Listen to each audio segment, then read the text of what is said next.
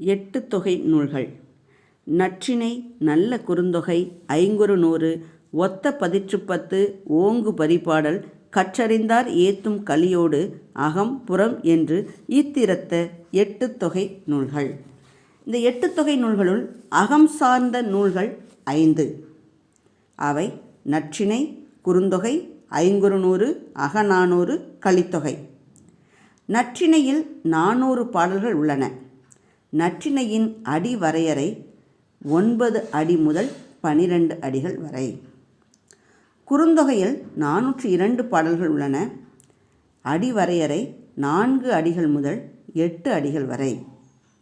ஐங்குறு நூறு 500 பாடல்கள் 3 அடி முதல் 6 அடிகள் வரை. அகநானூறு 401 பாடல்களை கொண்டது. 13 அடி சிற்றலையும் 31 அடி பேரலையும், அதாவது 13 அடி முதல் 31 அடி வரை கொண்டது. இதற்கு நெடுந்தொகை என்று ஒரு பெயரும் உண்டு. கலித்தொகை 151 பாடல்களை கொண்டது. 11 அடிகள் முதல் 80 அடிகள் வரை உடையது. 8 தொகை நூல்களுள் புறம் சார்ந்த நூல்களாக 2 உள்ளன.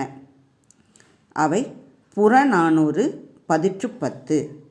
புறநானூறு 400 பாடல்களை கொண்டது. 4 அடி சிற்றலையும் 40 அடி பேரலையும் கொண்டது. பதிற்றுப்பத்து 80 பாடல்களை கொண்டது.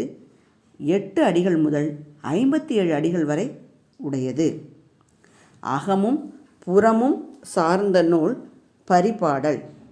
பரிபாடல் 70 பாடல்களை கொண்டது. இதில் 22 பாடல்களை கிடைத்துள்ளன. அடி வரையறை 25 அடிகள் முதல் 400 அடிகள் வரை உடையது.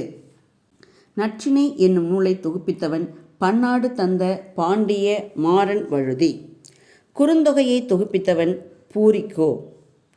ஐங்குறு நூறு என்னும் நூலை தொகுத்தவர் புலத்துறை முற்றிய கூடலூர் கிழார். தொகுப்பித்தவர் யானைக்கண்சேய் மாந்தரன் சேரல் இரும்புரை. கலித்தொகை நூலை தொகுத்தவர் நல்லந்துவனார். அகநானூற்றை தொகுத்தவர் உப்பூரிக்குடி கிழார் மகனார் உருத்திர சண்மனார். தொகுப்பித்தவன் பாண்டியன் உக்கிர பெருவழுதி. நற்றிணை என்னும் நூலில் உள்ள பாடல்களை பாடிய புலவர்களின் எண்ணிக்கை 175. குறுந்தொகையில் உள்ள பாடல்களை பாடிய புலவர்களின் எண்ணிக்கை 205. ஐங்குறு நூற்றில் உள்ள பாடல்களை பாடிய புலவர்களின் எண்ணிக்கை 5.